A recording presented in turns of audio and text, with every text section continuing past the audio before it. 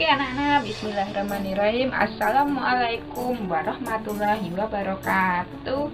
Nah, gimana nih kabar anak-anak semua? Ibu harap kalian selalu bahagia, baik dan sehat semuanya ya. Oke, pada kesempatan kali ini Ibu akan memberikan penjelasan materi yang ketiga di bab ke-6 ya. Materi yang pertama sudah tentang makna, semangat, komitmen kebangsaan. Kemudian materi yang kedua itu tentang bentuk semangat dan komitmen kebangsaan yang ditunjukkan oleh para pendiri negara ya. Itu sudah kalian pelajari ya dari buku, bisa juga kalian pelajari dari video Ibu sebelumnya ya, sudah Ibu upload juga di sini.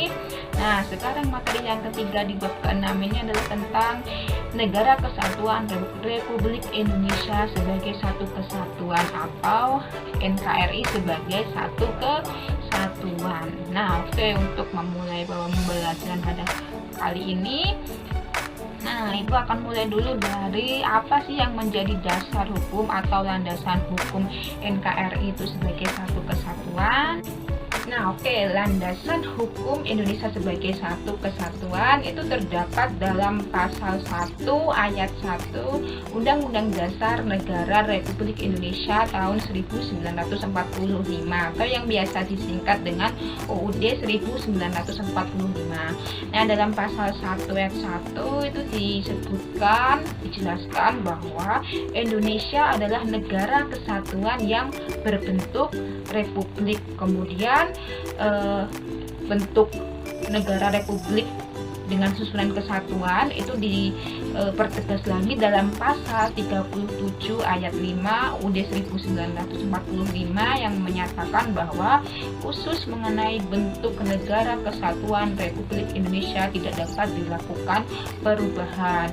Nah, kita dapat mengambil kesimpulan bahwa bentuk negara republik dengan susunan negara kesatuan itu sudah final, sudah tidak dapat diubah oleh alasan apapun. Nah, dari situ dapat kita ambil pemahaman bahwa bangsa Indonesia ini walaupun terdiri dari berbagai macam suku dan berasal dari berbagai daerah yang berbeda, tetapi bangsa Indonesia itu tetap satu kesatuan. Nah, Indonesia sebagai satu kesatuan sendiri itu dapat dipandang atau dapat dilihat dari 5 aspek atau 5 segi. Yang pertama adalah Indonesia sebagai satu kesatuan politik. Yang kedua, Indonesia sebagai satu kesatuan wilayah. Yang ketiga, Indonesia sebagai satu kesatuan pertahanan keamanan. Yang keempat, Indonesia sebagai satu kesatuan ekonomi. Dan yang kelima, Indonesia sebagai satu kesatuan sosial budaya. Nah, oke, yang pertama dulu Indonesia sebagai satu kesatuan politik. Nah, apa yang dimaksud Indonesia sebagai satu kesatuan politik? Nah, Indonesia sebagai satu kesatuan politik itu berarti bahwa bangsa Indonesia itu merasa senasib, sepenanggungan, kemudian sebangsa, setanah air, dan satu tekad untuk mencapai cita-cita dan tujuan nasional.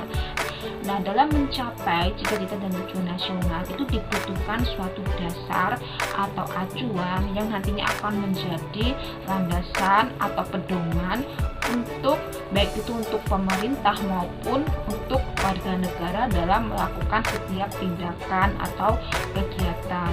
Nah, dalam hal ini bangsa Indonesia telah meletakkan Pancasila itu sebagai dasar, landasan, acuan, ideologi, dan pedoman dalam bertindak baik itu bagi pemerintah maupun bagi warga negara.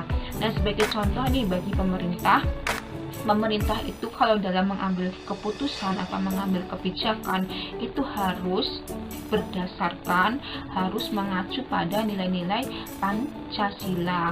Oke. Kemudian kalau bagi warga negara, maka setiap tindakan, sikap, dan perilaku warga negara itu harus sesuai, harus berpedoman pada nilai-nilai Pancasila.